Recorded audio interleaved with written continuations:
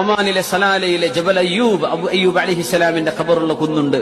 അതിന്റെ താഴേക്ക് 2-3 മലകൾ താഴെ ഇറങ്ങിച്ചെന്നാൽ അവിടെ ഒരു കുളം കിടക്കുന്നുണ്ട്. ജബൽ അയ്യൂബ് അലൈഹിസ്സലാം അയ്യൂബ് നബിയോട് കുളിക്കാൻ പറഞ്ഞ കുളം.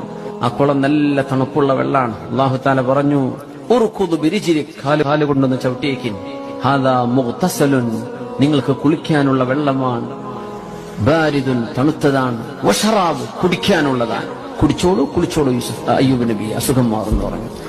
ആ വെള്ളം ഇപ്പോഴും തണുപ്പുള്ള വെള്ളമാണ്. സലാലയിലേക്ക് ഒന്ന് ടൈം കിട്ടുകയാണെങ്കിൽ പോയേക്കണം. ആ അയ്യൂബ് നബി കുളിച്ച കുളമുണ്ട് അവിടെ, ഇപ്പോഴും ചിൽഡ് വാട്ടർ. കുളിച്ച് രോഗശമനമുണ്ടായ കുളത്തിന്റെ അടുത്താണ് ഞാനിപ്പോ ഉള്ളത്. കുടുംബക്കാരും കൂട്ടുകാരും നാട്ടുകാരൊക്കെ അദ്ദേഹത്തെ ഒഴിവാക്കാണ്.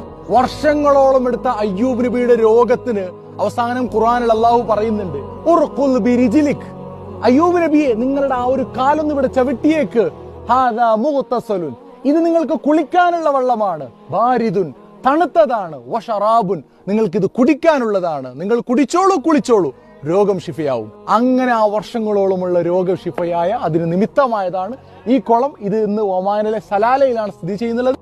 ഏത് വേനൽക്കാലം വന്നാലും ഈ വെള്ളം ഒരിക്കലും വറ്റാറില്ല. നമ്മൾ ആ പുണ്യമായിട്ടുള്ള ആ വെള്ളത്തിലൊന്ന് നോവും കൈയും ഒക്കെ ഒന്ന് കഴുകാൻ വേണ്ടിയിട്ട് പോവാണ് കേട്ടോ. ഒരുപാട് പുണ്യങ്ങൾ നിറഞ്ഞിട്ടുള്ള ഒരു വെള്ളമാണിത്.